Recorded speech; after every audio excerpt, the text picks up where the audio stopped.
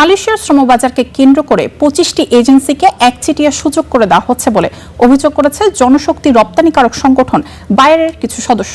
পাশাপাশি সিন্ডিকেটের তালিকা অন্তর্ভুক্তির জন্য 17 কোটি টাকা দাবি করা হচ্ছে বলে অভিযোগ করেন তারা। আজ এক সংবাদ সম্মেলনে এসব অভিযোগ করে সরকারের ব্যবস্থা নেওয়ার দাবিও জানান তারা। মালয়েশিয়ার শ্রমবাজারে কর্মী পাঠাতে 2022 সালে প্রথমে 25টি এবং পরে এই সংখ্যা বাড়িয়ে 101টি রিক্রুটিং এজেন্সিকে নিয়ে সিন্ডিকেট করা হয়। এতে অনিয়ম, উচ্চ অভিবাসন ব্যয়ের কারণে 2024 সালে মালয়েশিয়ার শ্রমবাজার বন্ধ হয়ে যায়। প্রধানমন্ত্রী তারেক রহমানের দেশটি সফরের পর আবারও জনশক্তি পাঠানোর কার্যক্রম শুরু হয়েছে।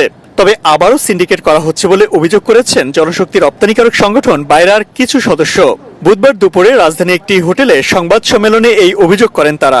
এটা আমাদের জন্য অমর্যাদাকর, অসম্মানজনক, কিন্তু আমরা সরকারের সার্বজনীতে আমাদের অসুবিধা নেই, সেটা তো সরকারি লাইসেন্স। সুতরাং সরকার যদি ওইটা ফ্যাসিলিটি করে, যেখানে যদি তারা যদি মালয়েশিয়া সিন্ডিকেট চালা লোক নিবে না এরকম কথা বলা হচ্ছে, 25টি লাইসেন্স 30টি লাইসেন্স এটা খাওয়ানোর চেষ্টা করে, তা আমরা বলছি 25টি লাইসেন্স দরকার নেই, আপনি একটা লাইসেন্স করেন, দ্যাট শুড বি লাইসেন্স।